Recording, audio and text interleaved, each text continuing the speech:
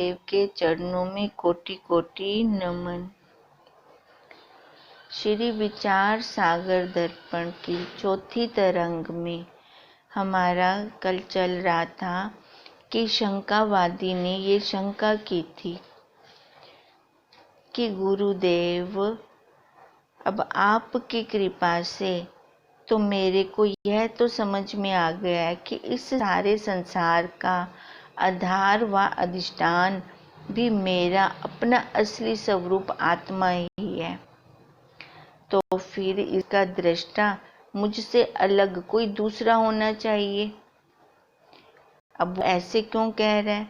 क्योंकि कल्पित जो सांप देखा था रस्सी में, उसका आधार और अधिष्ठान रस्सी से भिन्न अलग कोई पुरुष था, जो कल्पित सर्प का दृष्टा। उसके आधार और अधिष्ठान क्या था? आधार और अधिष्ठान रूप रस्सी। उससे भिन्न कोई और पुरुष था। अब फिर गुरुदेव ने उसको कल ये बताया कि आधार मतलब वो ब्रह्म, अधिष्ठान वो माया वाला चेतन। माया प्रकट हुई तो ब्रह्म को ईश्वर कहा गया। अधिष्ठान माने जगत। क्या है ये अधिष्ठान माने? ये सारा व्यवहारिक सत्य है, ये सारा व्यवहारिक सत्य है, व्यवहार में सत्य है, परमार्थ में सत्य नहीं है। व्यवहारिक सत्य में जो ये 84 लाख योनियां बनी, तो ये माया सहित चेतन है और आधार है शुद्ध चेतन, जिसको ब्रह्म कहा। तभी ये माया, देखो ब्रह्म तो कहा, वह माया प्रकट नहीं है। ब्रह्म के अंदर ये माया प्रकट नहीं है। माया ब्रह्म में अव्यक्त रूप से है।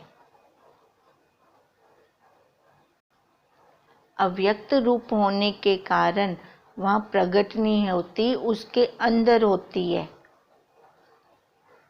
अब वही तो गुरुदेव कह रहे थे कि जड़ के लिए, जो जड़ वस्तु है उसके लिए तो चेतन अलग से होगा, अधिष्ठान अलग से होगा, पर जो स्वयं ही अधिष्ठान चेतन रूप है उसके लिए अलग से नहीं होता।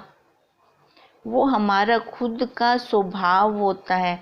जैसे ये माया अव्यक्त है, किसमें? ब्रह्म में है तो पड़ी ना उसके अंदर, पर अव्यक्त है, प्रकट नहीं है, उसके अंदर है। जैसे हमारा स्वभाव हमारे अंदर है, बाहर किसी को पता नहीं लगता। देखो, जब तक हम कोई क्रिया नहीं करते तब तक हमारा स्वभाव, हमारे गुण प्रकट नहीं होते। किसी को क्या पता लगेगा कि इसको अच्छी सिलाई आती है, बुनाई आती है, ये अच्छा खाना बना लेती है, पर उसके अंदर तो वो स्वभाव उसका है, बाहर तो वो प्रकट नहीं है, बाहर किसी को पता नहीं चल सकता। पर वो ज्ञान हमारे अंदर तो प्रकट रूप से है, हमें तो पता है। ऐसे ही ब्रह्म, आधार और माया वाला चेतन को अधिष्ठान कहा। अब माया वाले चेतन को अधिष्ठान कहा, मतलब जो खुद चेतन है उसका कोई दूसरा चेतन नहीं, वो खुद ही अपना साक्षी आप है, वो खुद ही अनुभव कर सकता है। जड़ का तो अलग से चेतन हो सकता है। अब इसलिए गुरुदेव हमें कह रहे हैं कि ब्रह्म, आधार और माया वाला चेतन को अधिष्ठान कहा, व्यवहारिक सत्य कहा, व्यवहार में वो सत्य है।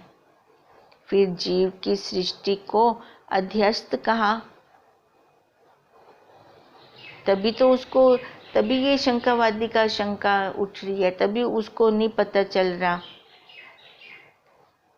अब उस ईश्वर की सृष्टि में मैं और मेरा लगाने से ये माया आ गई। हमने वहाँ पर जब मैं और मेरा लगा दिया तो माया आ गई, ये कल्पना हमने बना ली, तो ये अध्यस्त हो गया। आधार, अधिष्ठान, अध्यस्त। अब जीव की सृष्टि क्या है, ये शंका उसको क्यों होती है? जीव की सृष्टि अध्यस्त है। जो ये जगत है, 84 लाख योनियां हैं, ये ईश्वर की सृष्टि है। और जब सृष्टि लय है तो केवल अद्वितीय ब्रह्म है। तो उस समय कुछ भी नहीं है, खाली ब्रह्म। और ब्रह्म को आधार कहा, ईश्वर को अधिष्ठान और जीव की सृष्टि को अध्यस्त कहा। देखो, जितना भी जो बाहर है, ब्रह्मांड है, ब्रह्मांड में क्या है? वो ब्रह्म है, जो कि सबका आधार है। अंतःकरण वाले जीव का भी आधार है। और अंतःकरण वाले को ईश्वर की माया कहा गया। एक पिंड को ईश्वर की माया और उसी को ही अधिष्ठान कहा गया। और जब जीव ने अधिष्ठान में ही कल्पना करनी शुरू कर दी मैं मेरे की, तो उसको अध्यस्त कहा गया। अब इसी अध्यस्त के कारण ही तो उसको शंका हो रही है कि उसका अलग से रस्सी का जो भ्रांति हुई सांप की, उसके लिए तो अलग से दूसरा पुरुष था, तो ऐसे इसके लिए भी अलग से कोई होना चाहिए।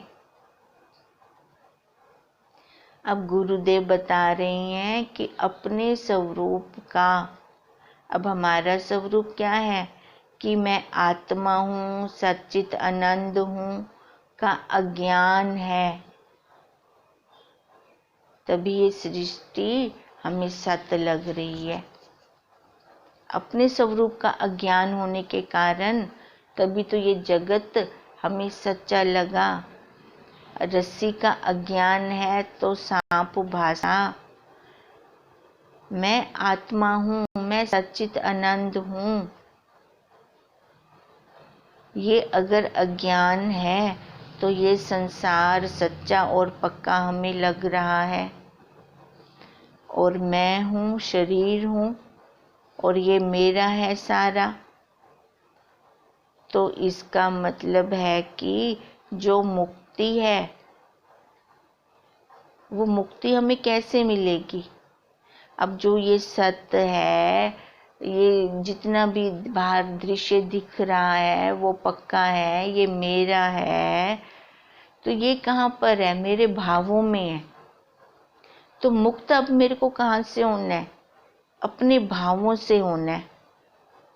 और ये भावों से मुक्त होना है तो वो ज्ञान से ही हो सकेंगे।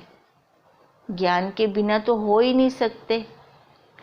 अब वो जड़ जो रस्सी थी वो क्या ज्ञान कर सकती है? जैसे उसकी शंका हुई थी, अब उसका तो अलग से ही है, कोई अलग दूसरे पुरुष ने आके बताया। उसका रस्सी में सांप की निवृत्ति किसी और ने आके करवाई, रस्सी ने तो नहीं करवाई। अब गुरुदेव कहते हैं जो जीव हैं, जीव कहाँ रह रहे हैं? अध्यस्त है। उनकी सृष्टि कैसे है? अध्यस्त है। अध्यस्त मतलब अपने भावों की, अपने कल्पना की, पर है तो वो चेतन। चेतन है तभी तो उसने ये अज्ञान वाली कल्पना भी रची और ज्ञान वाली भी कल्पना रची।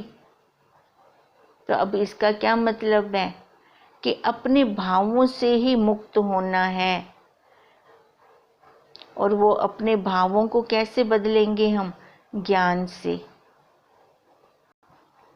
अपने आत्मा के स्वरूप के ज्ञान से। जब तक हमें अपने आत्मा के स्वरूप का ज्ञान नहीं होता, तब तक हम बंधन में हैं। बंधन भी किसका है? गुणों का।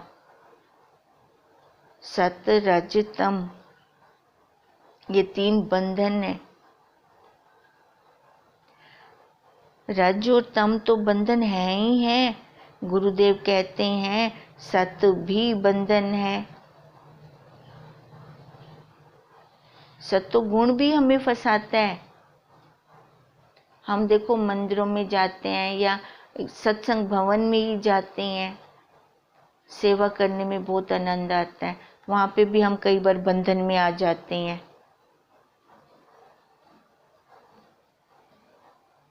हम वहाँ पे भी छूटे नहीं, वहाँ पे भी कोई ना कोई पकड़ हमने पकड़ ली अपनी, तो ये भी बंधन है। गुण, ये गुण क्या है? ये सत, रज, तम, ये 3 गुण हैं और ये गुण ही तो हमें बांधते हैं। चाहे वो सत्व गुण ही क्यों ना हो, रज और तम तो वैसे ही बंधन वाले ही हैं। अब इनसे छूटेंगे कैसे? आत्म ज्ञान से, अपने साक्षी के ज्ञान से। इस ज्ञान के बिना जीव अपने स्वरूप में स्थित नहीं हो सकता। इसको हम अपने अंतःकरण में बिठा लें, इस बात को कि अपने साक्षी के ज्ञान के बिना हम अपने स्वरूप को नहीं प्राप्त कर सकते। वो आत्मज्ञान होना बहुत ज़रूरी है। जैसे किसी लाइन को हम अंडरलाइन करके विशेष हेडिंग बना देते हैं, ऐसी इस बात को भी हम विशेष हेडिंग बना दें कि जब तक मैं विचार और अभ्यास नहीं करूँगा। विचार और अभ्यास किसका? संसार का? नहीं, अपने स्वरूप का।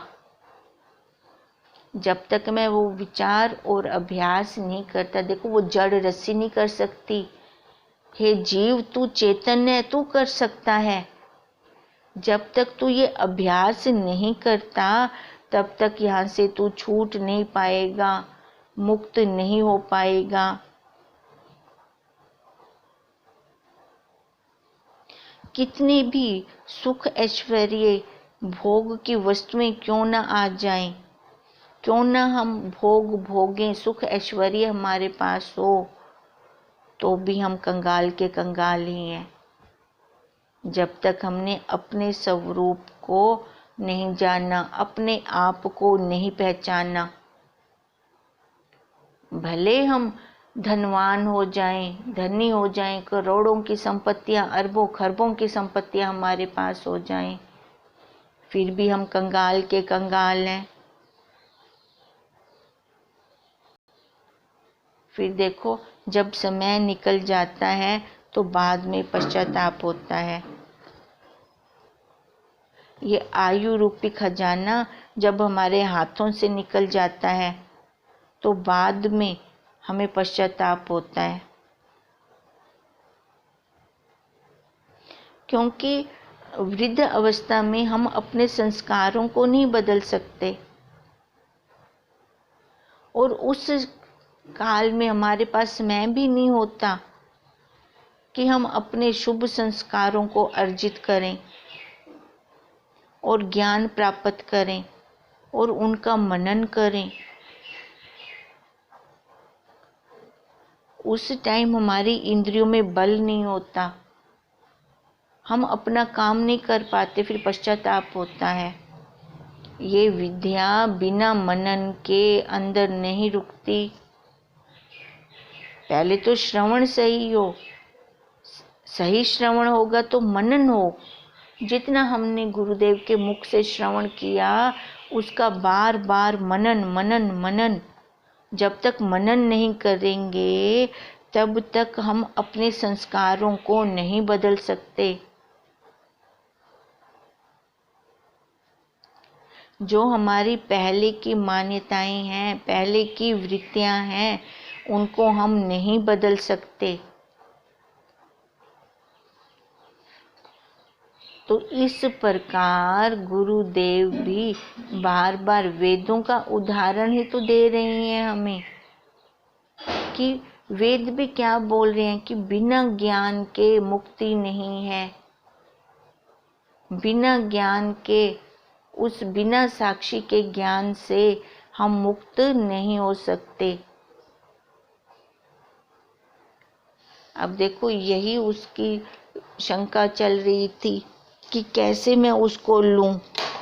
अब वो तो जड़ है रस्सी, उसके लिए तो और चाहिए, हमें जनवाने के लिए और पुरुष चाहिए। अब गुरुदेव ने कहा कि जड़ के लिए तो चेतन की जरूरत पड़ती है, पर हे जीव तू तो पहले ही चेतन है, तो तेरे को और किसकी क्या जरूरत है। तूने जो अपनी कल्पना कल्प रखी है उसको देख, जो तूने खुद बना रखा है उसको देख। जब वो खुद अपने बनाए हुए जाल को देखता है तभी तू मुक्त स्वरूप है। अब देखो उसको फिर से अब एक शंका और हो गई है कि गुरुदेव अब तो ये समझ में आ गया कि बिना ज्ञान के मुक्ति नहीं है, आत्मा के ज्ञान से ही मुक्ति है हमें। अब मुझको कृपा करके बताइए कि आपने कहा कि रस्सी में सांप है, जगत, ये जगत वैसा ही है।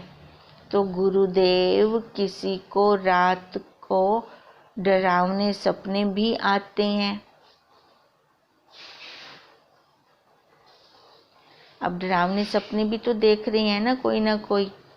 अब डरावने सपने क्या, रात को किसी को देखो सांप दिखता है या मरे हुए सामने आते हैं। तो आपने तो कहा कि रस्सी में सांप है जगत, और ये जगत अज्ञान का कारण है। और हमारे बहुत ऋषि संत भी यही कहते हैं कि ये जगत जो भी दिख रहा है ये अज्ञान का कारण है।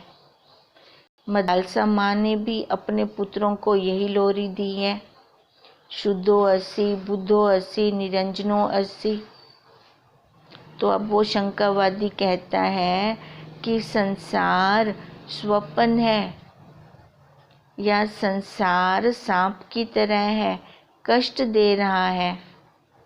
पर अगर रोज रोज जिसको भयानक सपने नींद में आए तो हमारे घर के बड़े बुजुर्ग भी कहते हैं कि कोई ना कोई कर्म करना चाहिए।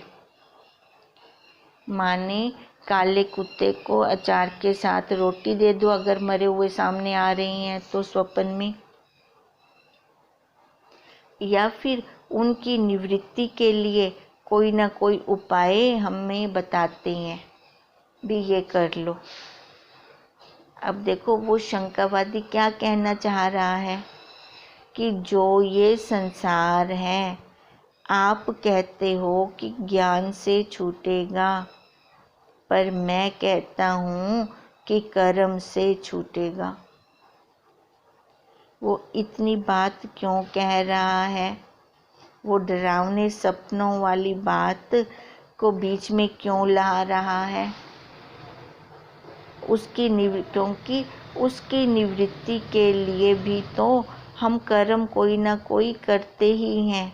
देखो ऐसे उदाहरण वो बीच में ला रहा है। और यही कई बार तो हमारे घर के बुजुर्ग भी कह देते हैं कि रात को पैर धो के सोवो तो सपने आने बंद हो जाएंगे, या फिर मंत्र करके सोवो तो उससे क्या होगा, हमारी मन की वृत्ति बदल जाएगी। मतलब वो कर्म को दिखा रहा है।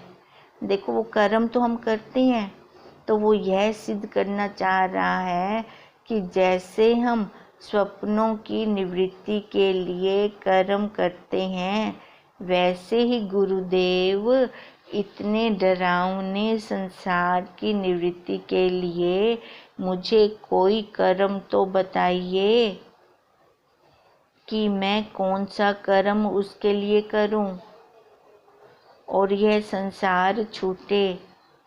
देखो वो उदाहरण भी कैसे कैसे ला रहा है शंकावादी। जिस जीव को अब देखो हमेशा ही करने की आदत पड़ी है, तो वो करने की आदत के कारण तो वह खुद कह रहा है कि कोई ना कोई उपाय बताओ, पर उसको गुरुदेव कह रही हैं कि चुप करके तू सुन तो ले, तो छूट जाएगा। पर वो सुनता ही नहीं है। अब जैसे सर्वांग योग के पहला अध्याय में मुमुक्षु, अभी गुरुदेव उसको बताना चाहते हैं तो बीच में ही बोल पड़ता है। चुप होके बैठने की आदत नहीं है ना। अब क्या गुरुदेव सुनने के लिए कह रही हैं उसको? आत्मा और ब्रह्म का ज्ञान।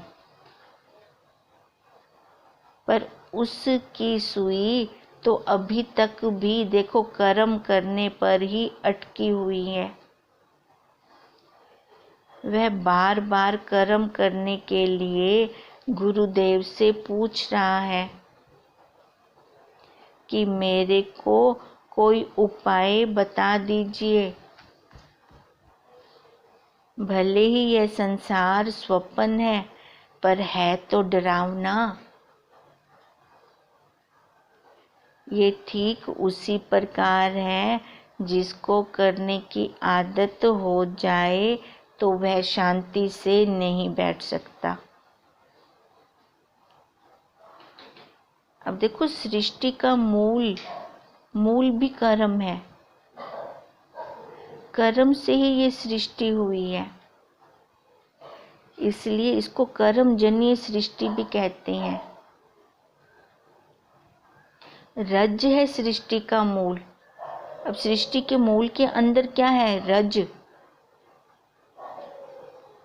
तो सारी उम्र, क्योंकि उसको आदत है ना, बाहर जो संसार वाला उसने पाना है ना, अपने ऐश्वर्य को लेना है, सुख संपदा लेनी है, तो उसके लिए उसको कर्म करना पड़ता है और वो कर्म करता रहता है उम्र भर।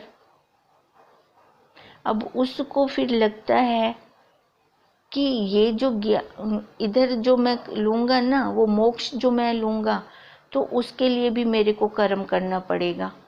फिर उसके लिए वो उदाहरण भी कैसे ला रहा है कि स्वप्ने जब हमें डरावने आते हैं तो हम उसके लिए कोई ना कोई उपाय तो करते हैं। हमारे बड़े ही कहते हैं पैर धो लो, रात को काले कुत्ते को रोटी खिला दो, मंत्र कर लो। ये कर्म ही तो कर रहा हूँ। तो अब जो ये मोक्ष चाहिए, ये मेरे को बिना कर्म के कैसे मिलेगा? तो वहाँ पे भी तो मेरे को करना पड़ेगा। वो चुप हो के बैठ ही नहीं रहा। गुरुदेव कह रही हैं तू चुप हो के पहले सुन तो ले। अब वो शांत होकर बैठेगा तभी तो सुनेगा। अब शांत बैठना उसका स्वभाव नहीं है, तभी उसकी शंका पे शंका निकल रही है। अब इसका आंसर गुरुदेव कल देंगे, ये हम आगे कल करेंगे। फिर हम भी देखें, जैसे ये शंकावादी है ऐसे ही हमें शंकाएं होती थी। हम भी ऐसे ही शांत होकर नहीं बैठते थे। कैसे हम एक के बाद एक क्वेश्चन, हमारी शंका अंदर से उमड़ती थी। अब हम अपनी शंकाओं को लय करते जाएं। ओम तम नमामि हरिं परम। ओम तम नमामि हरिं परम। ओम तम नमामि हरिं परम। ब्रह्म स्वरूप गुरुदेव के चरणों में कोटि कोटि नमन।